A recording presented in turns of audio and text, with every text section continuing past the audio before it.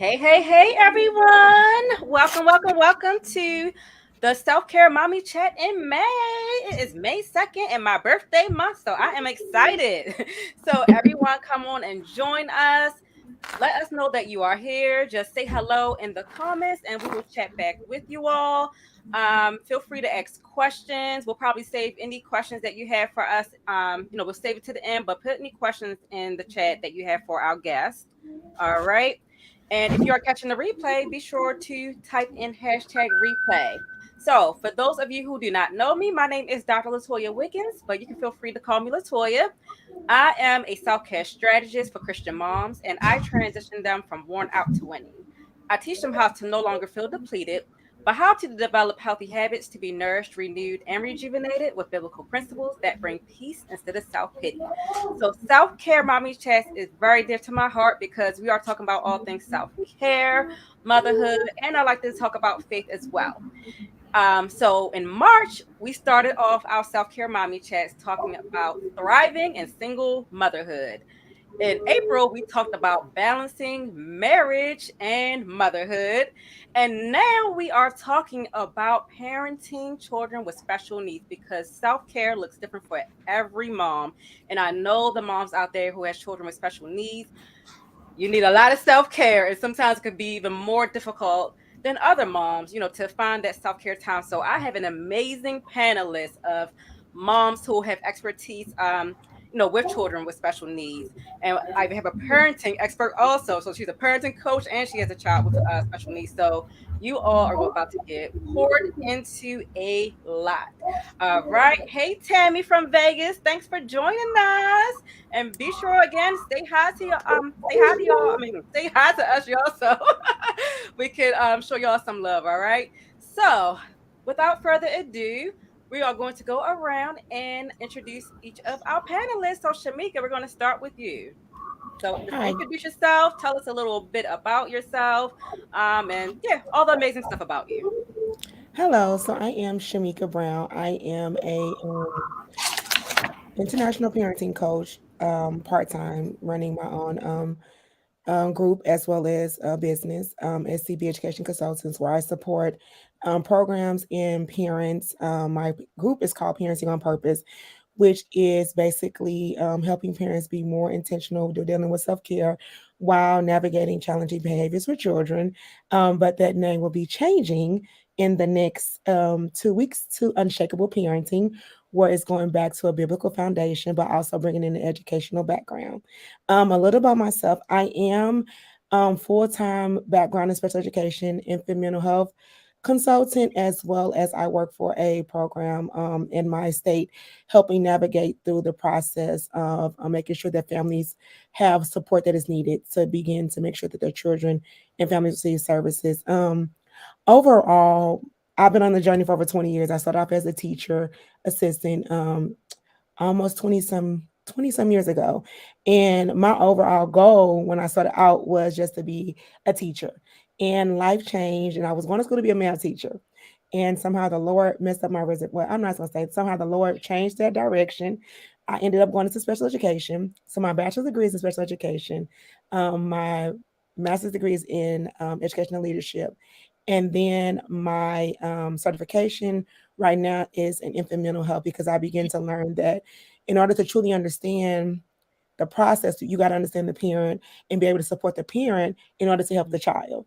And so along that path, I then became a mom of a child with a disability. So my son was diagnosed during the pandemic, almost 3 years ago. But I'm a mom of three children. I have a girl that's 16, a boy that is 12 now, and my Mike and Ike is what we call him. He's 8, and he has been diagnosed with severe ADHD and my autism.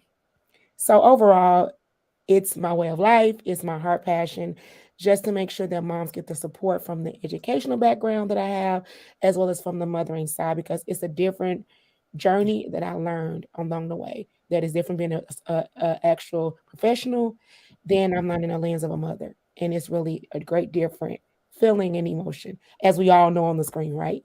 So that's a little bit about myself. And I'm also married. I've been married for 18 years this coming November, and my husband's a pastor. So that is a little bit about myself. That's a lot of wonderful stuff about you. And that's actually one thing that I love about each one of you. You have more than one child.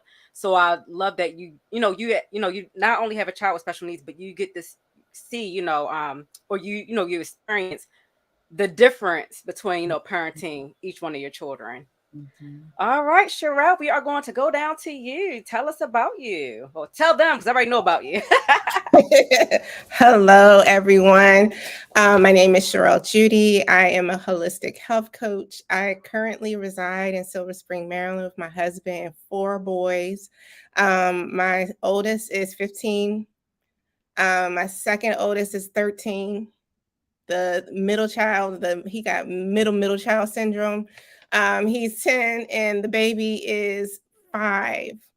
And I am absolutely enjoy being a health coach. I recently wanted to hone my skills, so I went back to school and earned my master's degree in public health because I really wanted to get intimately and knowledgeable when it comes to like things that impact our community. So I went back to Morgan State, finished my degree there, and I was able to really like get a better idea of what I wanted to focus on, which is the health of Black women, primarily our mental health, because believe it or not, a lot of the illnesses and conditions that we deal with is rooted in stress. So as I continue to, move into more of an education and helping our community, I hope to continue my studies in the future and become future Dr. Cherelle Jeudy and continue to help my community in that way. But what am I passionate about is really just to see people healthy and thriving and just living their best lives, no matter who they are. And I, being a mother of a special needs child, it really opened up my eyes to another population that people don't often think about and even put labels on. So, I've really enjoyed this journey. It has not been easy, which I know we'll get into, but it's been a very rewarding experience being a mom of a special needs child. And Angela, we are now at you. So tell our guests about you. I am Angela. I'm a mental resilience coach, which that all came from being a mom of a special needs son. My children are, my oldest is 25. Then I have a 24-year-old.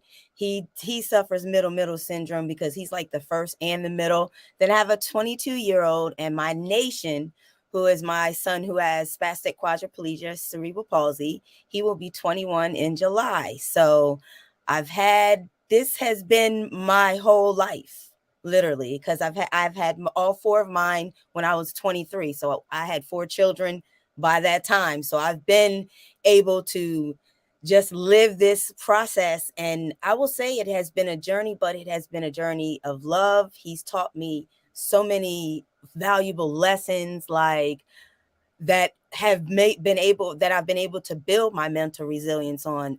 So that I am in the process of coaching women to build their mental resilience. I like to name it as mental fitness because I mean that has got me through everything, even through just having to deal with breast cancer this past time. Like you said, mental health is important because I believe I manifested that by what was going on mentally for myself.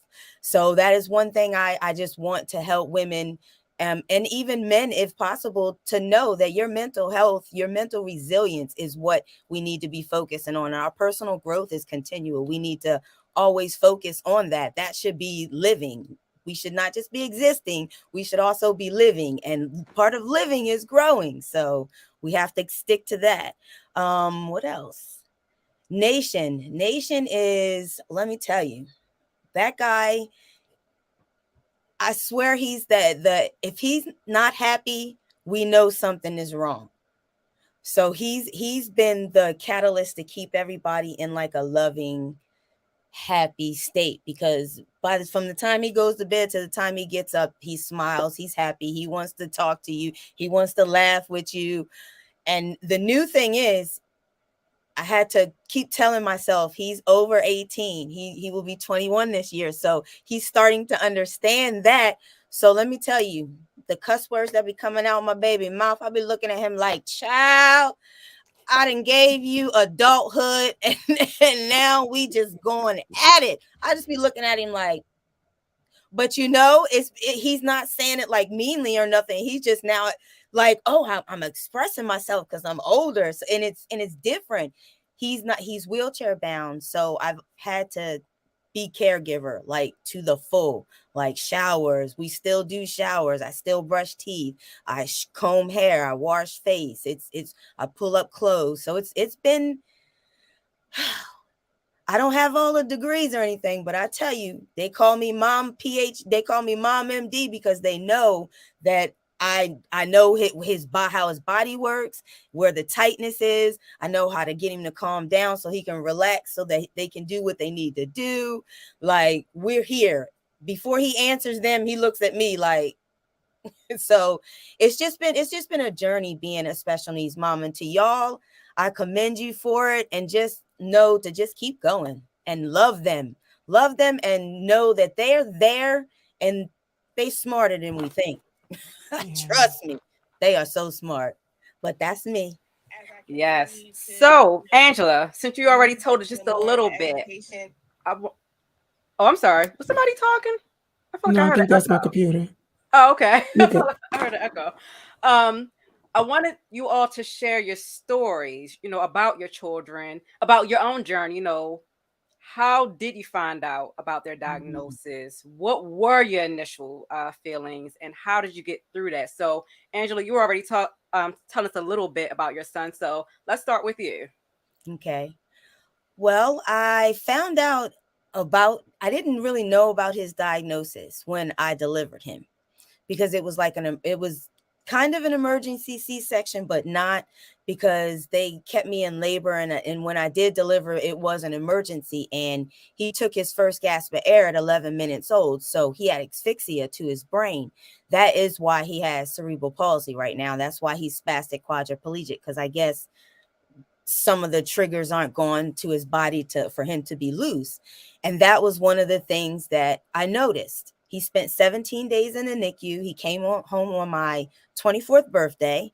And at the whole time in the hospital, the nurses, he was in the incubator. So I really got to hold him. I never got to put clothes on him, and I never got to change his pamper. So I didn't notice any stiffness at all.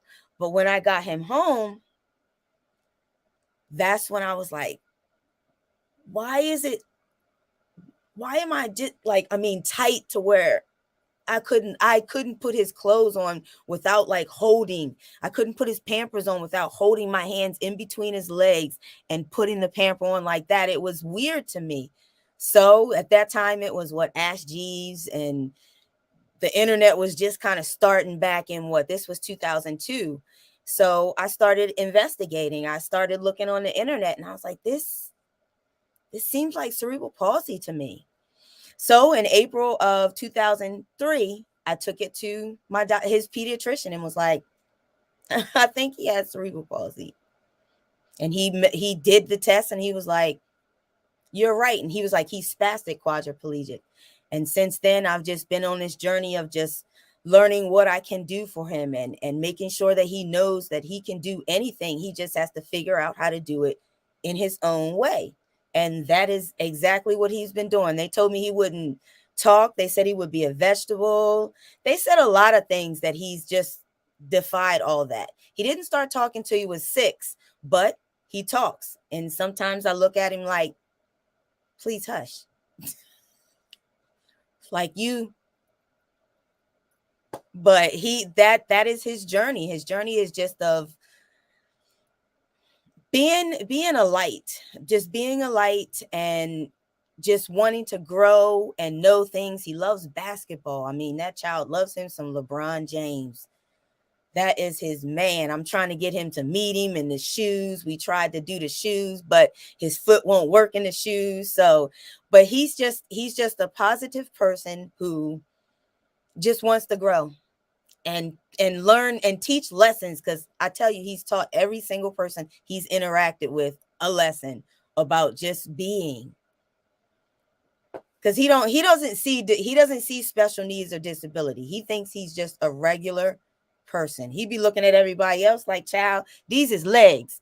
He will dance, he will move around, he paces in the living room back and forth. The wheelchair just be going back and forth, back and forth. So he's just like all of us. And his journey is not over yet, because we're almost done school. Like, this is his last year in school. Like, and we're transitioning into seeing what he can do outside of manhood. Oh God. Yes, I love that. Tammy said it's amazing what we learn from our kids. And I know when I was looking up, what I wanted to ask you all. And actually, even before I started looking things up, I was listening to a podcast recently. And they were talking about moms with kids with special needs. And I love that the lady was saying that the organization that she has, or that she was a part of, they use the term unique abilities. Mhm. And I like that, because when you hear special needs, you're just thinking about what they need, but they have unique abilities. Like you said, your son doesn't look at himself as being different. It's like, look, this is like I said, these are legs. This is what Like, it this is. is how it This is is. what I can do. He'll cross Yeah. he'll cross them little legs and sit there and look like a pop. And he's very detailed. He could read stuff before he could read stuff. Like, if he knew the order, he knew how to find songs without even knowing how to read the words, which we still be looking at him like, how would you even? They're very smart. We gotta just, I guess, give them the right information and always like support them. Like, I always support him in everything. And if he's always telling me, I'm sorry. And I'm like, it's not you. You just have to do things this way. This is not, you didn't do this to yourself. This is how your life is. Don't be sorry for being who you are. So we just have to encourage them. Yes. Tammy said, I've never met a child with special needs that wasn't brilliant. Period. And before we go on to another guest, I know you talked about all this amazing stuff about your special boy, because that's exactly what mamas always do, right? But let's back up a little bit to the self-care piece. I know you said everything that you did for him. And I know we've had our own personal conversation, which a lot of people will see in a few weeks when your podcast episode will come out. How did you get through that initial shock? What helped you to be the mom who you are to him today? Like, you're not even a mom who is just finding out about this diagnosis. You've been through it. He's grown now.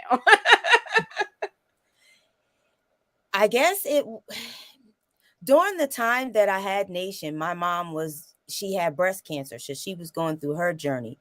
So I believe now that I've had time to process it by writing the chapter in the book that I have of Mothers of Exceptional Children, I believe I was on autopilot then.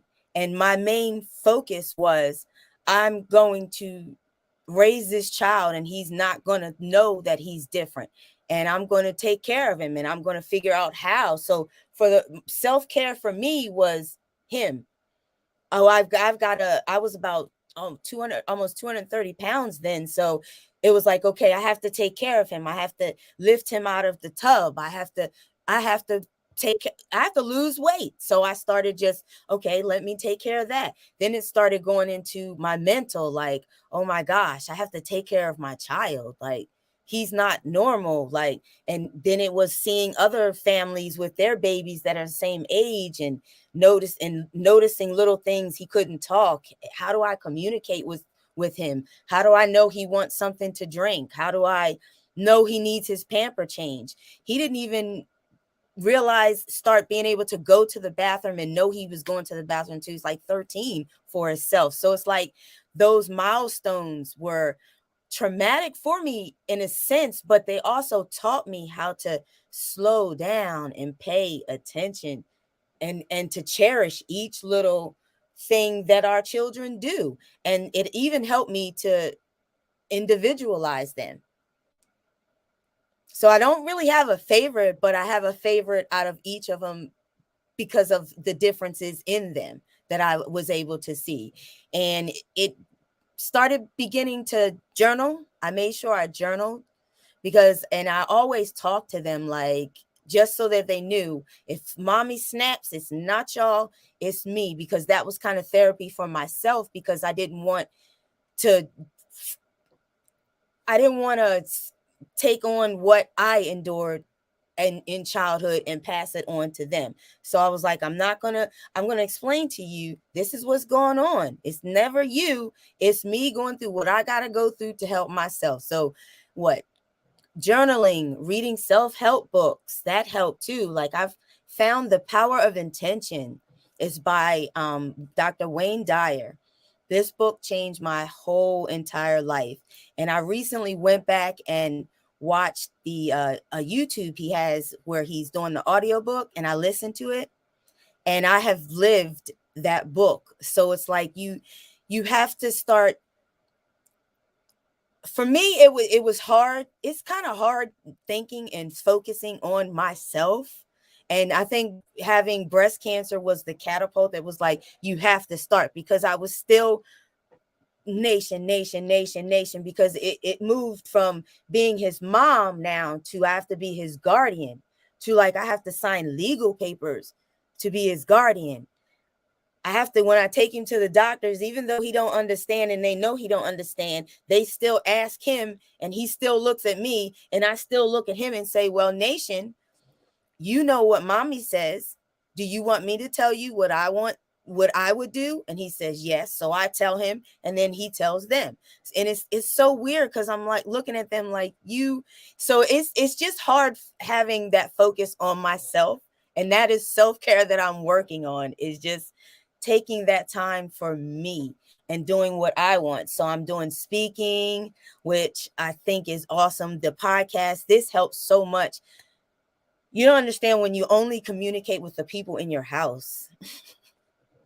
And now you're communicating with other people. It's a whole different, I guess, style, because you have your immediate family. Y'all have your own slang, your own lingo. Then when you're communicating with everybody else, you got to be like, okay, this is how. So I'm just learning. And self-care is just me, personal growing, self-improvement, personal development, grabbing that personal growth and just holding on to it and keep going. Yes, that's what I was trying to pull out of her, because I'm like, oh, you kind of holding back. I know what you've done.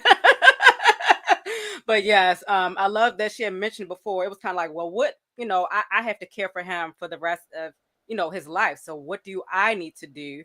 And in fact, it benefited you, so she mentioned I got to lose weight. I got to be strong because I got to be able to lift him up. And mind y'all, she's doing a lot. She does spin class. What else? Yeah, she's a beach body coach, so she does a whole lot of stuff. Coach. I tried to fill my life with things that I love to do that could even help somebody else. And I'm so glad that I found these platforms and stuff, because it's like I always was like, how can I help other moms? How can I let other moms know that your energy will go right into your child? So if you're nervous and upset, they're gonna be nervous and upset. Meditate, calmness, like what's breath work, what skills can I learn to help other people? Yes. Thank you so much for sharing, You're Angela. welcome. So we're going to go back to you, Shameka. Tell us a little bit about your story. So my story, Michael was born, and so kind of thinking about what Angela said, you have my mind going. But I want to say one thing to Angela before we go there further. That you don't need the degrees. You have 21 years of walking in all of what you walked through, and the fact that you're literally still a caregiver, and so you have an honorary degree. It's your life. So don't you like, I always tell people all the time, it's great to have the degrees because, so my story, I've been in the field for over, so Micah's 8, so I'm 40. So for 32 years, all I knew was special education. I've been in every system in my state. I was a service coordinator. I helped write IFSPs. I helped diagnose. I've helped to go into classrooms and observe. That was my educator hat. And then I've always been with my kids. So when I had my daughter, I was in every classroom with her because I was going to school to be a teacher. Then she went on off, and then when my other son came, we used the same people. So I've always been in the field. I'm always able. It's like I always had a gift to where I could diagnose before diagnosing. I could always like I could see, right. And so for Micah, I had Micah. So I had Micah on a Thursday, Friday night. The next morning after I had Micah, my grandmother passed away. And I was in the same hospital. I went up to see, I was in my hospital room, and my mom could kind of say, your grandmother's not answering the phone. Can you have the nurse to take you up to check on your grandmother? So I just had a C-section, had Micah resting, was scrolled up to the room, and my grandmother had died. So I was the first one to walk in and see them trying to bring her back. From that point on, so it just was a lot. We've had a lot of deaths in our family, like close ones. And so I would always say there's just something different about Micah. Like he was a little quieter. He got a little angry sometimes. But he's always been outspoken. So I was what you said, Angela, like they're just like you can't help but to love him. One lady used to tell me he was going to be my bunny rabbit. He was busy, but there was something special about him. And so he started going to pre-K, and he didn't start showing like he was always busy, but he's a boy, right? And so my husband always say, don't stop diagnosing him. Stop diagnosing him. He was always just busy. Now we already have Micaiah and Maurice, so they're all for your difference. So, and but Micah was just he would. It took some time, a little time to process. So Micah was in preschool, and the last year before we got into the pandemic, he started showing anger and started like not listening. And all of a sudden, they would say, "Oh, he was throwing chairs at the teachers," and I'm like, mind you, we're a faith-based home. There's no drinking, there's no smoking, all these things. But during this process, I'm in school to get my infant mental health, and I'm reading these stories about how what you talked about. I think Cherelle earlier about it's not just the diagnoses are not just medical, but what you said, Angela, is mental health, it's the environmental factors, it's the foods that we eat. There's a lot of things that we as women, but not only that, as either as educators, did not know. And so it just was a lot. He was crying a lot. He didn't like school. He was reading like so fast. He just started to regress. And I'm like, nah, something's not right. Like there has to be like this is just not. And then me knowing my background of me sitting in a room with parents at IFSP meetings, IEP meetings, and encouraging moms and telling moms, it's going to be okay, and let's do X, Y, and Z. The Lord was like, okay, who gonna tell you? Like, and so we went to the doctor. So the teachers did some paperwork on him. Like he was having rough times. Then we got into kindergarten. So now that was just pre-K. Kindergarten, we were online. It was rough. He cried every day. He wouldn't get online. He didn't understand. Then he got into the kindergarten classroom. Him and the teacher did not work. It was just he refused to do anything. And by this time, I'm like, okay, like there has to be more. Because right, I always say my favorite something behavior has meaning. So he's not just bad. He's not just this. He's trying to tell us something. So then in our area, there was no one. So there was a year-long waiting list for a developmental pediatrician. So I couldn't wait because he's living in kindergarten, and he's unhappy. He's crying. He doesn't want to get up. He's wetting himself. He's just acting out. So my husband and my doctor was like, I know a lady that you can reach out to. She does it, and she probably can get you in. So I called the lady. But guess what happened? She didn't take our insurance. So we had to pay out of pocket. I'm like, look, my son is not happy. I need to know what's going on. He doesn't just need a whooping. He doesn't just need a timeout. Like, it's not working. Like you give him behavior, you give him a timeout, and he go do the same thing over again. You tell him to do something, he wasn't able to process. He was very like, we'll be in the store here, so oh, she's fat. Like he'll just say anything out of the blue. And I'm like, no, like there's something going on. And so we went through the whole process. It was hard. Like I, for the first time in my life, felt what a parent felt when after being told your child has a diagnosis. It was like it just crushes you. And the thing about it is, and my husband's like, but you've been doing this for so long. You've helped so many families. I'm like, but I'm not the professional right now, you know? I'm the mom. I can feel all these things about what about this? Or did I do this? Was it because I was stressed and depressed? Or did all of these our environment is about of us losing all these people, like the COVID? Like you have all these stories that you tell yourself on why this happened. But guess what? We can't do that. Like literally life happens. So once we figured it out, I began to pull out what I did with what I do with parents as a developmental therapist. What I go out and do, I begin to say, okay, fit this into my home. I begin to tell myself when he throw a fit, yell, okay, it's not you. Something's going on. Most of the times it's when he's tired, when he's overwhelmed, when he can't communicate, tell you what's going on. And so that's how we begin to do the process.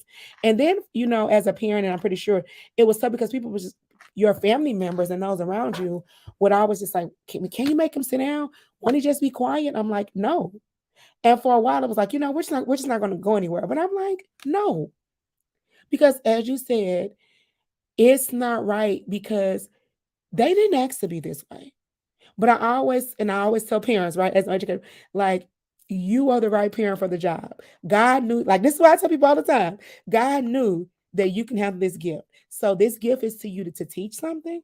Like you said, Miss Angela, they teach us something. They make us remember something. There's so much that they teach us, but it's us realizing who cares what the outside world thinks? Who cares what your girlfriend thinks because you can't go here with them? Who cares? It's just realizing that we are their foundation. We're there to support them. And if we don't, which is why I'm big on self care, we can't help them. We can't show up. We can't do the job. So for me, it's always literally, God, what am I supposed to do? I don't want, because textbooks does not teach on how to be a parent with a child with this these we can read all the books, but it's I know it, I learned it, but it's we have to gift it according to our homes. What might work for me won't work for the next mother because our children are uniquely designed. They're not just because this child has autism and that child has autism, they don't have the same kind of thing. But the world is so quick to categorize and put, oh, you go over here, you go over there, but we all have different learning styles. And as a parent, I tell myself all the time, some days gonna be great. Today, before I got on here, he cried because he wanted to wear a suit to his brother's concert. I told my husband, let him put on that suit. We look, your son gonna be late. I don't care about no suit. Some days he wear Crocs. Some days he wears shorts. Some days he wears. Look, he get to school. He get his lesson. Is it bothering me? No. Is it bothering him? No. So that's what we have to remember. It does not matter what it like to somebody else. If you're happy, your house is happy, and that child is developing and doing what needs to be done, hey, see you later. That's how I see it. Mic drop. Mic drop. That is a definite period. Right. I love everything that you mentioned. I wanted to backtrack on one thing. So my middle son, I always say he was the very hyper one. When you would talk about behavioral problems, I'm like, oh my gosh, yes, I need Shameka. I need all these tips. And he was recently, I finally got him diagnosed with ADHD. I knew he had it. It was always one of those things. His is very mild. So it was, one of those things like, because I see other kids and they about the same old words, but it's not about other kids. I need to make sure my child is thriving, and academically he's doing extremely well. He's in kindergarten, but I've always been watching him. We got in pre-K, now kindergarten. I'm always waiting for the teacher, like, let me see what's going on.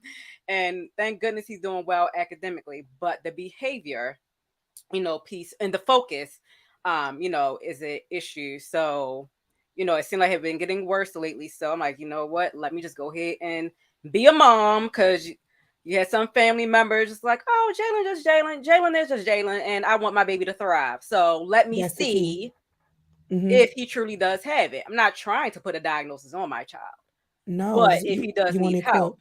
I'm gonna Yeah. do what we need to do, So we just started medication recently. That medication he on right now ain't working. Look, I just talked to the doctor today, but it's that thing, we're figuring things out. But that just really made, oh, that's what I was trying to get back to when you said, like, when you found out the diagnosis.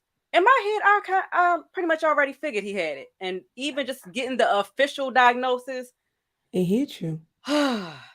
What did It I hit do you. wrong? It's my fault. I know, daggone well. I already knew about these diagnoses. I knew about ADHD. I knew it was nothing that I did. Yeah. And still I was on Google. I, What are the see, causes? look, still, and not LaToya, only you that, wasn't drinking and smoking while you were pregnant, and most of the other stuff. It's exactly. just no See, reason. Why are you beating yourself up? Same thing. I've dealt with my mental health issues, and I've been seeing a therapist this year. Same thing, thinking maybe it's because I did something. LaToya, you ain't do nothing, And it just, yeah, we're always beating ourselves up. So I'm glad that you mentioned that, because, like, you are the expert. You are the parenting expert. You knew all of that, but you still question, what did you do wrong, 'cause, knowing like, that and you did then not. and not only that, because they're our babies, right? They came, Hmm. we learned through all these books that they came from us and they heard everything, but they're still like, we don't. The thing I always tell myself too, and think of, we don't control it. Like, we're gifted with this gift to help develop, but we're still not in control. We're all women of faith. Who has the last say? What Hmm. does the word say? What does God say? And I pray every time before I make a decision. God, I don't want to live in fear. I don't Hmm. want to live in what the statistics say about our black and brown kids, especially boys. Yeah. Boys are we got all these things to think about. So yeah. Yes. And I love that you also mentioned, whether it's ADHD, autism. I've definitely always heard that with autism, but even with Angela's son having cerebral palsy, Sherelle's going to share with you all a little bit about her son in a moment. The diagnosis that they have is a wide range. So, from mild to severe, how, I hate this, and I know a lot of other people do sometimes when it comes to somebody who has autism. They're like, oh, he doesn't look like he has autism. There is no look. Some people do have a certain look for certain, diagnosis, certain health conditions. Everything does not look the same. Or you may look at somebody and think, oh, they can't do XYZ, and they're like more intelligent than you. It ranges from their cognition, behavior, Mm-hmm. the mental, the physical, if they have disabilities. All those things are on a very wide spectrum. So, like you said, you can have a group of children all in the same room. Everybody has the same exact diagnosis. Each one of them have different abilities and needs. So it's not going to, parenting isn't going to look the same for each mom. What we can do is build that community, to build, had the resources I mentioned, like you mentioned, the health insurance issue. I know there are a lot of moms who, through experience, which I'm sure you all have had that experience, through experience, you have had to find the tools and resources to get certain things that your child needs, whether it's medication or equipment, if it's a physical disability, whatever.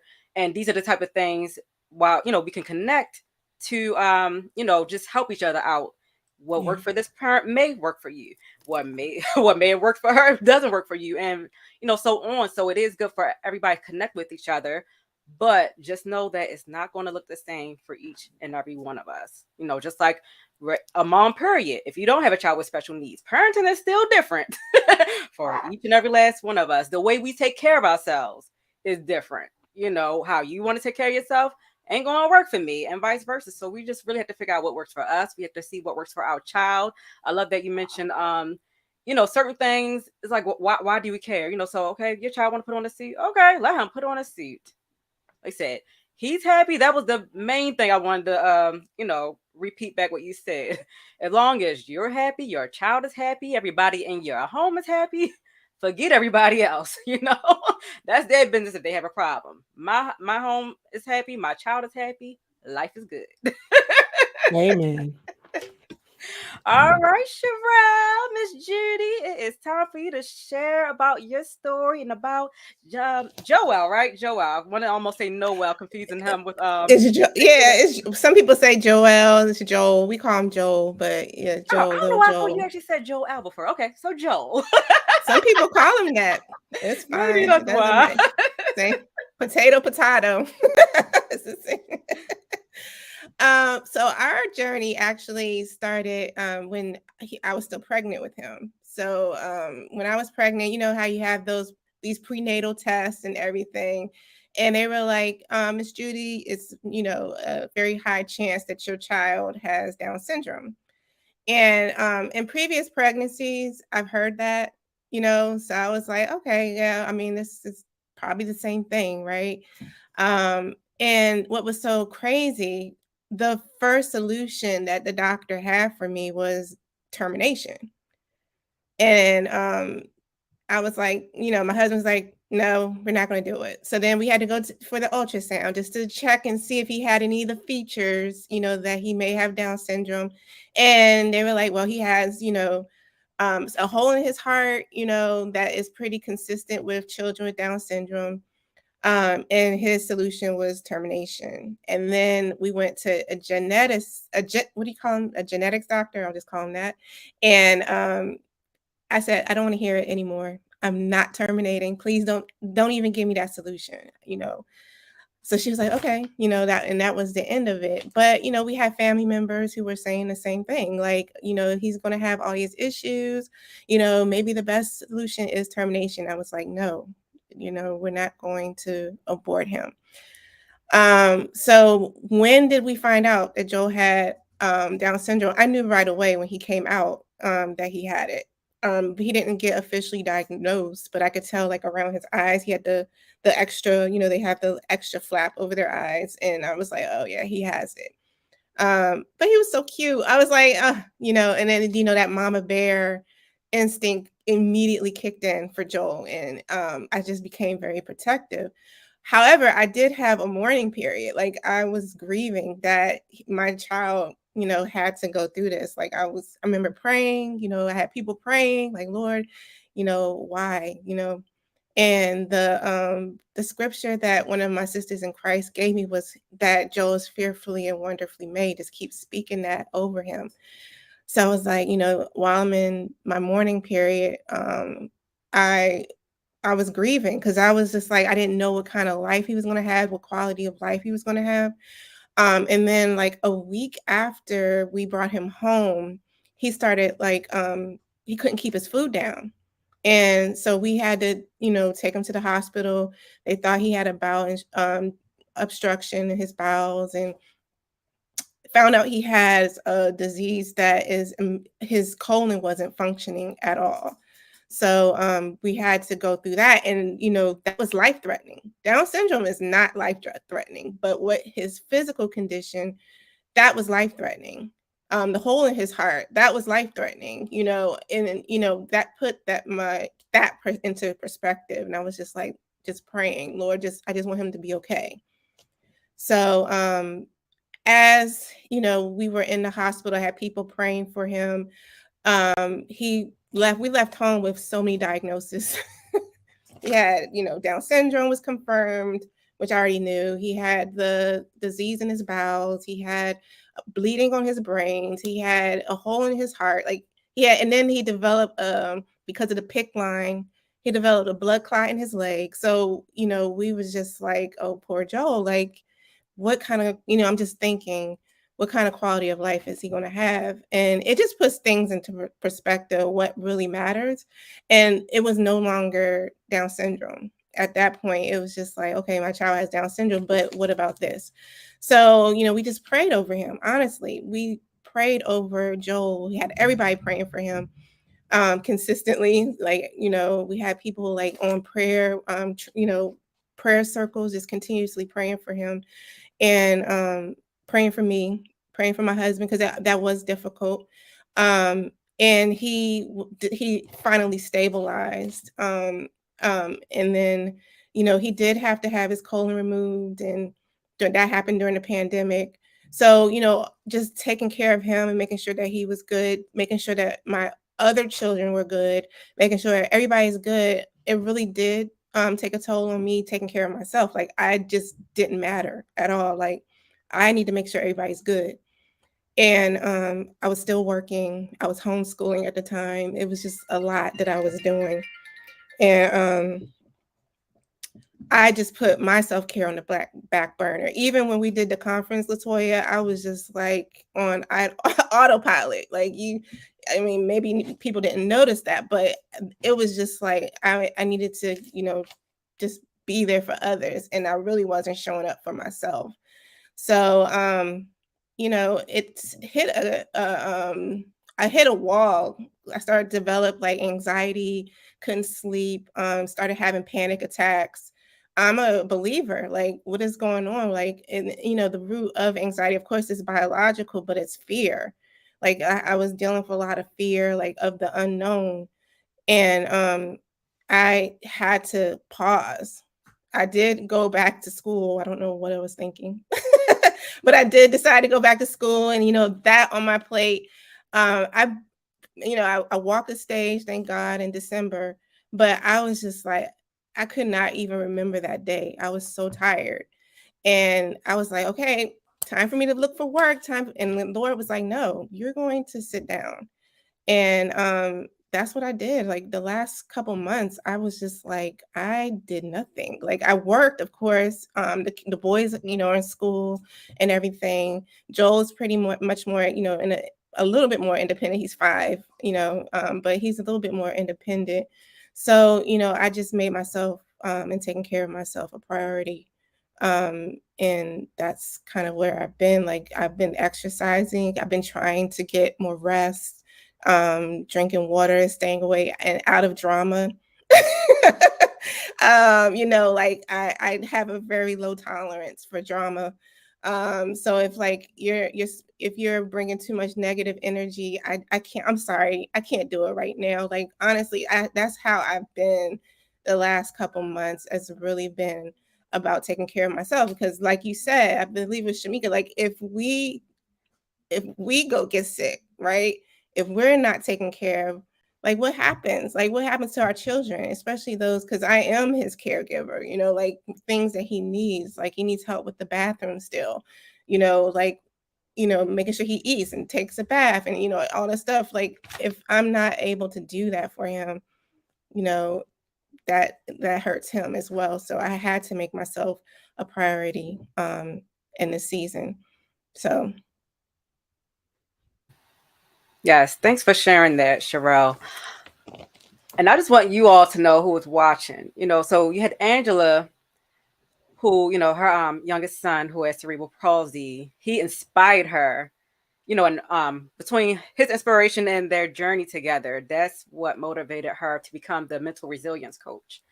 Shameka, Cherelle, and I, we're like already in, like, working as different kind of coaches, and then had to deal with like these new diagnoses. So like when Cherelle was talking about the conference, I remember Joel was a baby then, and she had him sitting on she had him at the conference on her lap while we were doing our panel discussion. You can't tell me she wasn't looking like super mom. She's like, oh, you probably couldn't tell. I sure couldn't.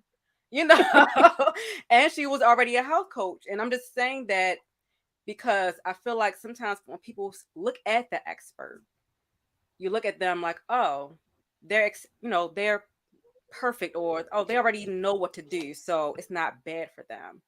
We're human. We are all human. And as you all know, with children, as they grow, things change too. So you have to transition sometimes. Sometimes something is working right now, and then tomorrow is not, or next month is not, and another year or whatever it's not. So yeah, the times will come where life gets overwhelming. I've well, I say I've dealt with the anxiety. I'm actually seeing a therapist right now for my anxiety because that kind of spiked at the beginning of the year, trying to do a lot. Like Cherelle was saying, like you went back to school and it's like, I don't know why I did that. Sometimes we're trying to do so much because we do have these passions in ourselves. We have these things that the Lord is, directing us to do, but a lot of times we're still trying to figure out how to do it and without depleting ourselves. And a lot of times, I know for me, and I know you all can relate to it. And Cherelle mentioned it. It's like a lot of times you have to remember why you need to slow down and take care of yourself because they need us. You know, hey, dad might be there, but a lot of times that mama nurturing, we got all the T's crossed, I's dotted, and everything. And I know we're going to get back to Angela in a moment because Angela broke down like what she has her family do to help out, at home also. But like, yeah, they need you. They need you, mom. You know, um, and like Shameka said, God knew what He was doing when He gave your child to you. So just like with Cherelle, like with the before he was born, they're already trying to encourage you, probably even trying to push you to abort your child. But God knew what he was doing when he gave Joel to you. He has the right mom to support him, love him, help him to have a great quality of life. And I feel like you knew that. It's like, look, I don't need to keep getting, all these different tests done. I'm going to have him regardless. Yes, you are fearing the unknown, sometimes mourning the unknown of, having, just like with Angela, like from birth, it's like, you're already thinking in advance, like, how's his life going to be? But with faith and still prioritizing your care so you can give him the best care as well, you're going to get through it. Having that faith, looking to God. I don't know what I'm doing, but I'm going to keep on believing. He's going to guide me. We're going to get through this. And that takes me to the next question. I want to hear about Angela. You mentioned it a little bit, but we're gonna backtrack and you might want to share something else also. What pretty much what is your child's strengths? What have you seen, like those things that just bring you so much joy? Because a lot of times, again, a lot of people are always thinking about what they need, but they have so many things that are amazing about them. I know Cherelle shares a lot, just talking about, just how, like, I feel like what I guess what I'm trying to say, like when you see a child smile, you just see that joy and that piece of them. A lot of times that just shows you how happy they are. Like it seemed like you are, like they could be like they could have had that surgery. So I'm getting tongue tied, but like they could have had surgery and you see them smiling and playing, and just every little bit that you see, that happiness that you see in their eyes, it brings you joy. And then again, they have their special abilities that bring you joy. Like, oh my gosh, this is so amazing. So what are some things that you just really enjoy? What are their strengths? What makes you happy that, you know, just like, hey, each one of your children, they're special, but hey, this baby right here, he got it going on. Well, Nation he's happy. But he is a teenager. He is in that stage where he goes through his little, where I have to tell him, boy, you better go back there in that room and count to 20 or something. You better count, get it together. And he'll go back there and he's always telling me, true. If I tell him something, like he'll do something, and I say, well, if you do it this way and you would have, he'd be like, true, that's true. So he's very open to feedback. If something is, if I feel that, well, you could do it this way and it would be easier, or we're going to do shower this way, or I'm going to have you brush your teeth this day and then I'll do it the next day. So he's very open to those things. He's very detail oriented. I think he's very smart in people's sense, like in that he's emotionally aware. Like he can sense when people are off, and he can light up the room. So he's very like aware, his self-aware, that's what I would say, is He knows his behaviors. He knows when he's off, and I can tell. I was a little. He said, "But I'm back now," and I swear, when he wakes up, he's happy. When he goes to bed, he's happy. He's just a very positive person. And I think that helped me on my track to staying positive and pushing myself more to do the things that he can't do. Like, I'm going to stay physically fit because he can't. I'm going to go up and down these steps because he can't. You know what I mean? I'm going to dance because he can't, So it's like he pushes, he's catapulted everybody in the house to really be the best them that they can be, because he's the best version of himself. I swear he don't pay us no attention. For the longest time, I had him in physical therapy because they give you the hopes. Oh, he can walk. He'll walk. He'll walk. He'll walk. Come to find out, because we're giving him the physical therapy and he's so tight, his coccyx, which is his tailbone, it's in your back like this. His started popping out like it was a tail because of the physical therapy. And he's not saying anything until I notice it. Like, bud, does that hurt? Because you're in your wheelchair the majority of the time. And he was like, yeah, it does hurt. So I had to come to grips with, I wanted him to walk so bad. He didn't really care about it. He's not focused on that. That's not even in his, this is it. I'm good where I am. So it's like, no, him teaching me how to pay attention to what other people need versus what, I would want for them. So that's how I think he helped me to raise the rest of the boys, in a sense, because I didn't impose what I wanted on them. It was always, okay, I'm going to give you advice, but it's always ultimately your choice and what you do in life. So he's a great teacher, like the most wonderful teacher ever.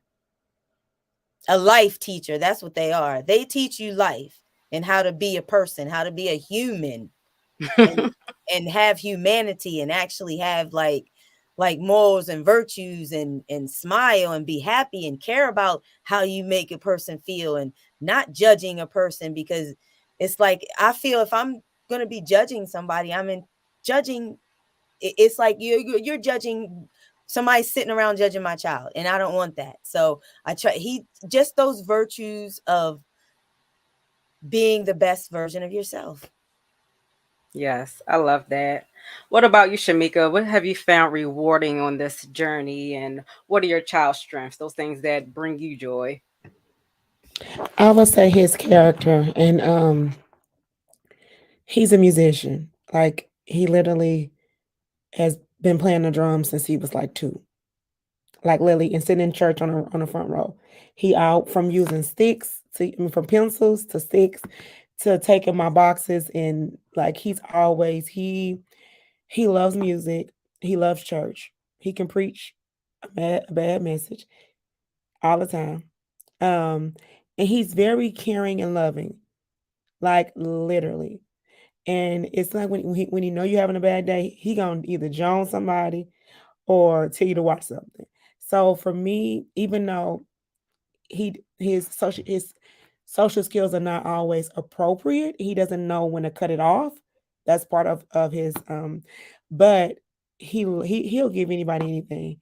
When he goes shopping with my mother-in-law, he always trying to bring his brother and sister back a gift. Like, he's just really loving. So it makes you laugh. We just call him a little bishop around the house. That's just who he is. And what about you, Cherelle? What has been rewarding, and what are Joel's strengths?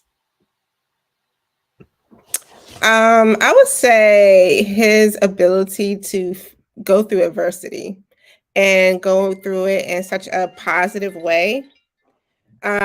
Because of his condition, his physical condition, like if he eats certain foods, sometimes he'll cramp up, and I just noticed, like, sometimes he'll be in pain, and what he'll do is he'll just pause for a moment until the pain goes, and then he just keeps going like nothing happened.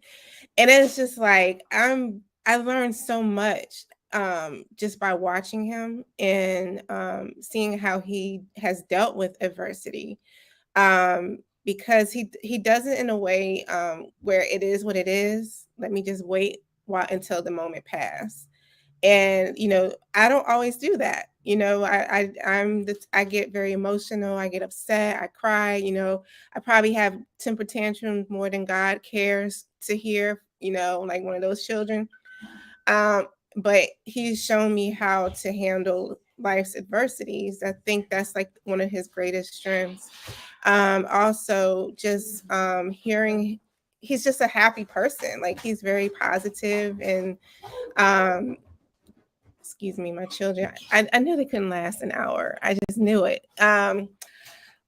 So just seeing, he just knows how to rally the troops, like keep us going and joyful and happy. He knows how, when I need a hug the most. Like he's just got like this sensor, this radar, like, oh, mommy needs a hug.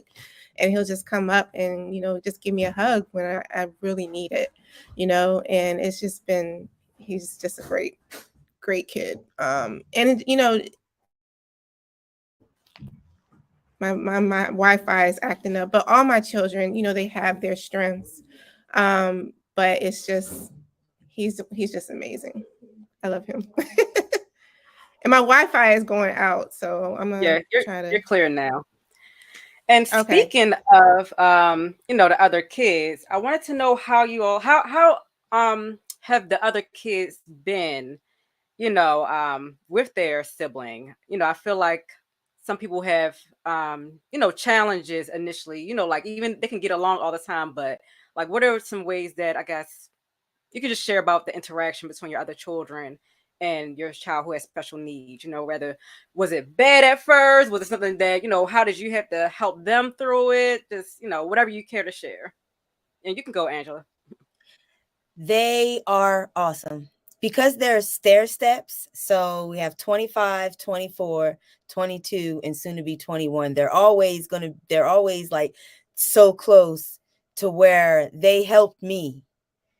So Nation's first word was Kai, was his big brother's name. Go figure, not mom, not dad, but Kai. That's one of his favorite people. So they are so close, and I love their relationship because they help each other. Like they know each other. They support each other. They help me with him still to this day. They help each other. So they're just very close. And I think once one of them grows in some way, he grows in some way. So he's always had like that example of, I'm going to try to do what they do. I'm going to play the PS4. I'm going to play the PS4. He done taught himself how to do it. I'm going to make YouTube videos. He just learns from them. So they love each other. They're my buds. Yes, I love it. And I know Angela was saying that she's able to do a lot of traveling now and, go out to, work on coaching and speaking and just doing those things that she loves because they got the routine down pat. She taught them how to take care of him while she's gone. And of course, she's taught Nation. Nissan, right? Nation. Nation. Mm-hmm. Nation. He knows how to do some things for himself also, but those things that he can't do for himself, she said, like, I'm checking to making sure. She said, make sure they don't have my bud jacked up. Like, I better make sure my boy good while I'm gone. Mm-hmm. And they do. And it's awesome that they do for him like that. Yes. What about you, Shameka? What's it the experience been like for your kids? I would say they have their days. So it equals out because they're all 4 years different. So in our house, he think he runs everybody. So every now and then, the middle child loves to say no. So he tries to run the middle child. And then the middle child's like, no, you're not going to do that. And then the oldest, which is the girl's like, no, I'm the oldest. But overall, they'll help when needed. They'll support with homework. They'll help with school when anything is needed. But he thinks he's the boss over everybody, even me and dad and grandma. So we have to sometimes set the set of like, no, sir. And just like you, Cherelle, they just all back in. So I'm pretty sure you might hear his voice after a while because he's going to try to figure out who am I talking to. But yeah, he likes to be the boss. But overall, they help each other. And but when he has his moments, they have to give him his moments by himself. Yeah, and I feel like that's typical, period, because these kids, they're gonna get on each other's nerves, period. But in the end, they love each other. And what about you, Cherelle? So they absolutely adore their brother, of course. And he's just very easygoing anyways. But like Shameka said, he thinks he runs the show. Like we had a conversation today. I'm like, look, you're the baby. You're the youngest. You are not the boss of anybody, okay? And he's like, yes. But I'm looking at him, his expression, and he's just telling me yes, just to be saying yes. So I would stop talking, right? But yeah, his brothers adore him. They treat him like they treat each other. Honestly, they don't treat him differently, which I think has been very helpful in his development. As just his interactions with other people and just him picking things up and learning, he really learns more from what he learns from his brothers, like even in conversation and and even his love for writing. I mean, he still can't form his letters yet, but just the desire to want to write, he sees his brothers doing it. So like he learns a lot from his brothers, and they adore him. I mean, they are at times that he gets on their nerves, just like any typical brother, right? And because he's wants to run the show and run them, they're like, no, you can't. And he doesn't always want to hear that. So it's just it's wonderful to see that dynamic, because they really do treat him like even like the wrestling. I'm like, oh, like, oh, you're being too rough, but they just throw him around like, he loves it. So yeah, but they have a Boys great will Boys be will be relationship. boys. boys. Boys will be Yes, boys. yes, We said it at the same yes. time. So, ladies, as we begin to wrap things up, I just want to know, what is the biggest thing God has taught you throughout this whole motherhood journey? Shamika, we'll start with you. Honestly, to believe, trust, and follow his spirit, because a lot of decisions that we have to make along this journey, as we all talk about, is decisions that is going to either help them or harm them. So we really need his guidance along the way, as far as doctors, as far as teachers, as far as medications, as far as his foods, like every aspect of their life literally is in our hands. And one decision can either help them or push them back. So we have to be very careful next to him. I always say, Holy Spirit, lead and guide me in every area when it comes to their overall health. Because again, and then we're going to have our trial and errors. But I feel like if we literally be like almost what you said earlier, Angela, being intentional about everything when it comes to them. And not only, if you want to be for real, about ourselves too, because in reality, we all are unique individuals. So we each have an intentionality that we need, but we can't do it without him. Like literally in every area. Acknowledge him, Proverbs 3, 5, and 6. Trust in the Lord all our night. Lean not to our own understanding. And all always acknowledge him. And that's the most important, is parenting, because that's what's near and dear to his heart. How does the world continue to grow? By bringing more children in. And there's a reason why they're uniquely designed to be in our families, in our communities, in our homes, in our churches. There's a teachable moment, but we have to be ready and equipped to do it. Amen to that. What about you, Sherelle? What has God taught you throughout this whole journey? Still teaching you. Still teaching me to keep him involved in every area. So to pray, like really, I learned that there's no prayer too small, no prayer too big when it comes to any part of our lives, not just our children, but just life in general. He wants to be intimately involved with everything that has to do with us because he is our father. And another thing is to breathe. Learn to breathe, learn to pause. And that comes into self care, just taking that time out to take care of yourself. So I definitely learned that, because if you don't slow down, your body might make you slow down. So I had to learn that to pray, about everything and to breathe. And what about you, Angela? I will reiterate what y'all said because it literally happened to me. Like your faith, number one, like seriously, through all of this, if I had not had my own relationship with God, I don't know where I would have been, because there were times where I thought I didn't. And just for him being gone for 11 minutes and then him coming, and I feel that God gave him to me, like, you're here for something, so I'm gonna give you this. Then after almost losing my son in 2020, that was more like, okay, praying. I have to get back to praying, because when my mom passed, it was like a lot of things that she had were doing. I kind of, they kind of fade away. So getting back into praying. And then when I got diagnosed with breast cancer, that was my wake up call to be like, you really need to get back into your self-care and what you need to do for yourself. Do for you. I mean, because if you're not right, that's what he keeps saying to me. If you're not right, everybody around you is not going to be right. You need to understand this. And that's what the message that I keep getting. Like, if you have to go rest, you have to go rest. Do it. Like, so it's just that praying, keeping your faith, and just him just blessing me, keeping my circle tight, and people that are around me that support me is really like a blessing too. So God is good, and God is love. That's what I keep trying. God is love. Like, love everybody. I love y'all. Thank you.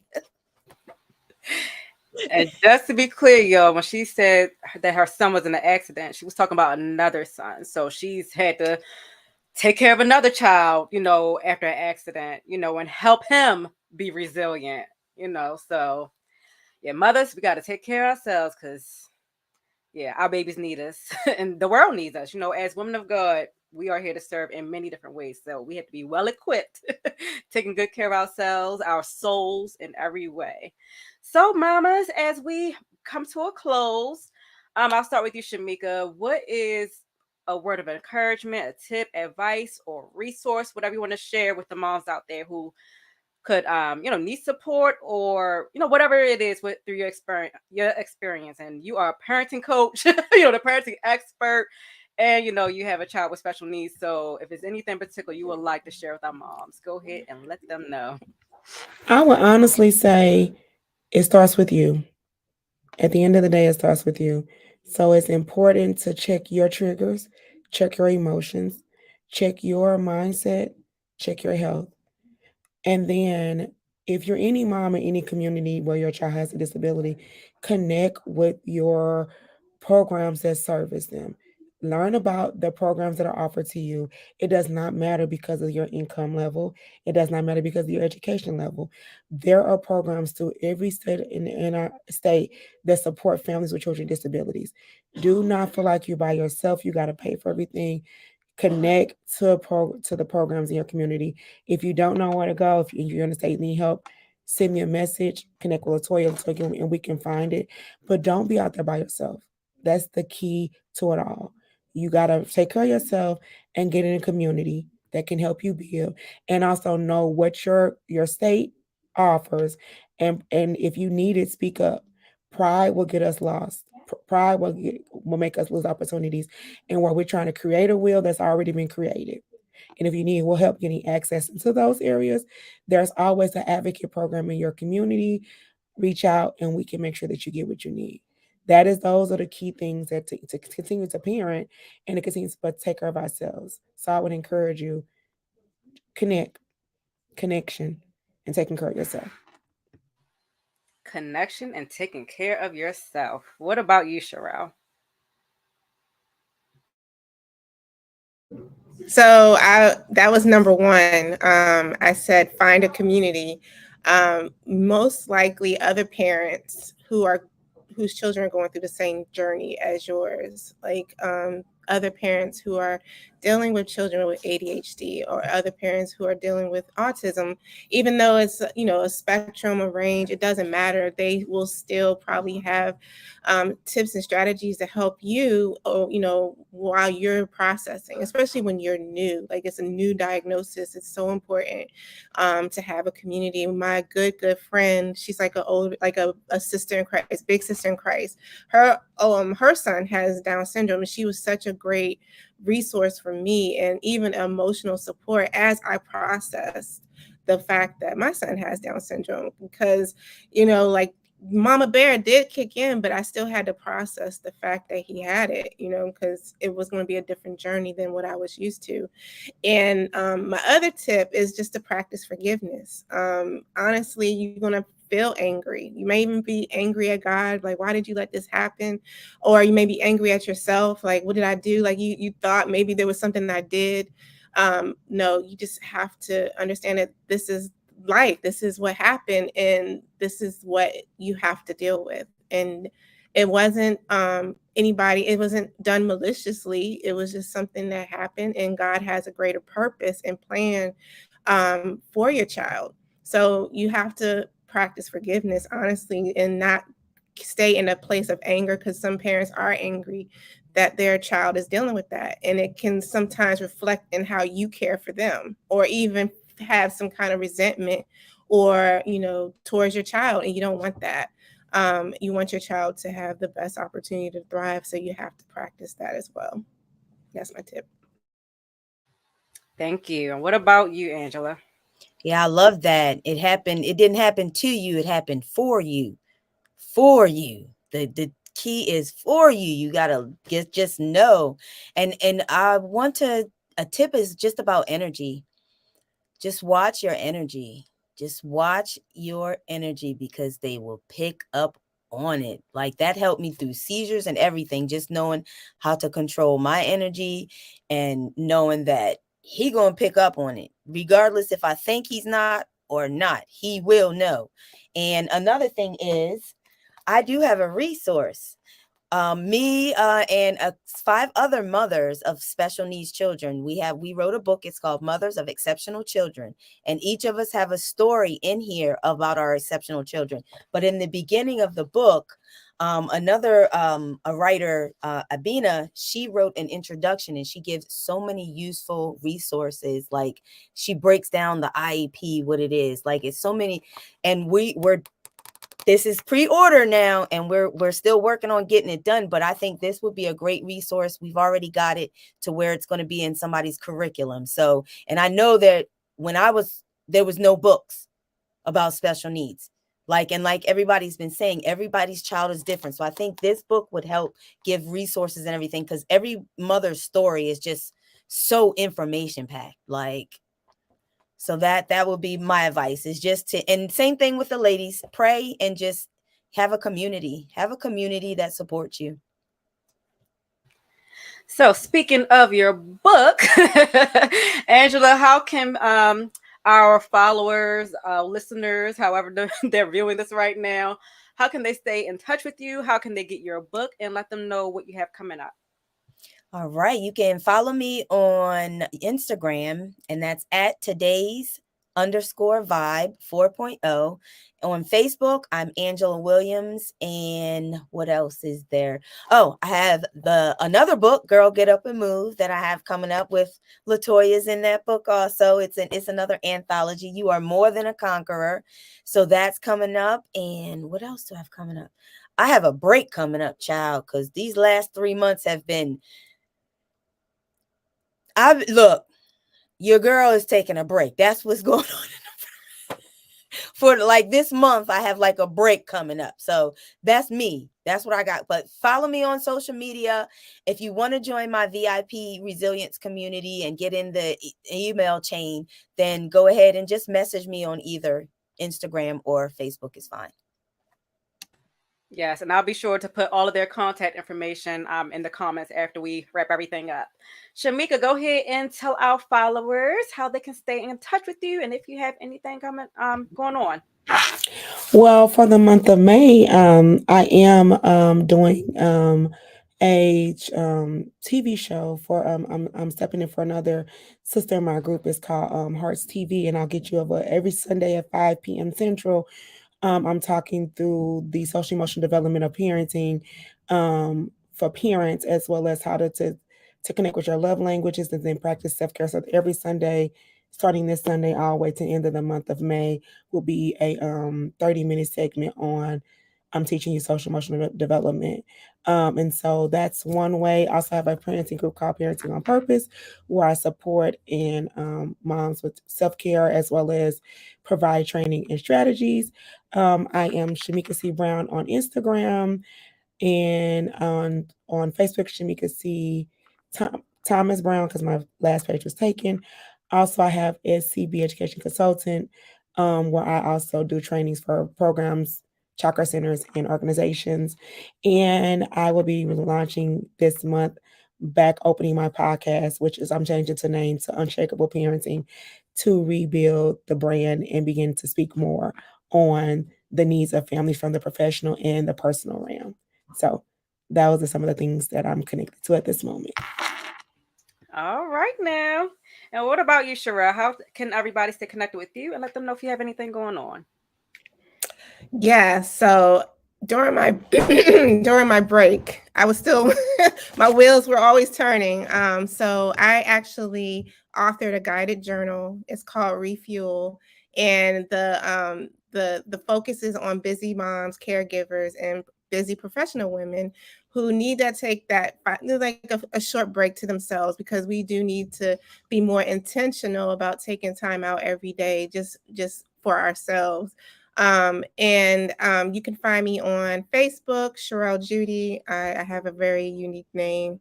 I don't think anybody else has that name. You can find me on Instagram, Happy Life IHC, and happy is spelled with an I. So at Happy Life IHC on Instagram. Yes, and Cherelle and I, we worked with a few people years ago. We co-authored a book, My Whole Self Matters, Empowerment Journey Journal. So I'll see you. I'm just connected with everybody. All right. And if you all don't know me, again, my name is Dr. LaToya Wiggins, and I am the host of the She is a Nourished Mom podcast. This here self-care mommy chat. So we are having self-care mommy chats monthly. So be sure to follow me if you aren't already. I'm on social media, Instagram, Facebook, and YouTube at She is a Nourished Mom. Be sure to follow me, stay up to date on our monthly self-care mommy chats. Next month, we are talking about the working moms and the mompreneurs, and talking about self-care, faith, and motherhood, along with just being busy working moms. All right. So stay up to date with me, and even email me or DM me. Let me know some topics that y'all want to hear about. All right. Because I have a lot of topics in my own mind, but I need to know what y'all want to hear about also. All right. Y'all may say something that I haven't thought about, or if I hear a topic that a lot of people are wanting, I'll get that to you a little quicker. All right. So, again, I will type in all of our information in the chat when we wrap things up. And I want to thank you all who have joined us here live. I am thanking all of you who are joining us on the replay. And I hope you all have a blessed night. Do any of you ladies want to wrap up in prayer? If not, I will. Anybody feel led to pray? Going once, going twice? All right, I'll wrap it up. All right, let's bow our heads. Father God, I thank you for this wonderful self-care mommy chat that we had tonight. I thank you for connecting me with Angela, Shameka, and Cherelle to talk about this much needed conversation on parenting children with special needs. I pray for all the moms listening today, whether they have a child with special needs, whether they have any other challenges going on in life, whether they are another mom here or person here who is here just to learn how to support their friend, their sister, and how to parent their child who has special needs, to help her with her self-care, to make sure that she does not lose herself. I pray that you will lead these moms, you will guide these moms, or any caregivers, any person who is here looking for support or wanting to be support to someone. Lead them and guide them on how to serve you well, Lord, in motherhood, in their marriages, in their jobs, whatever area that you have called them to serve you in. I pray that you will lead them and guide them in those areas. I pray for all the children of these moms who are listening, Lord. I pray that you will bless them with good health, bless them with a great quality of life, and bless them to have all the resources available to them to help them have a great life, help their moms, encourage their moms in any way that they may feel defeated, any way that they may feel down, that they feel like they are struggling. Lift them up and give them guidance on what to do to be healthy, to be happy, to have peace and joy in their life, no matter what the circumstances are, Lord. I pray and ask this in Jesus' name. Amen. All right. Again, thank you, ladies. I love you all. Thank you so much for sharing your stories. There are moms out here who needed to hear this today. So I thank you all for just blessing the moms out there. Thank you for blessing me. Thank you for having me. I appreciate you. Thank you. And Yeah. thank you. Ladies, I loved hearing, and I will be on y'all's Facebook and friending you and everything. So hey. No problem at all. Looking forward to the connections. Yes. And again, I'll have all of that Yes. information. If anybody is watching and you all have any questions for our guests, just be sure to type in the comments and just tag them. All right. All right. Have an amazing night, everyone. You Bye Thank too. bye. you. Have a good Bye. one.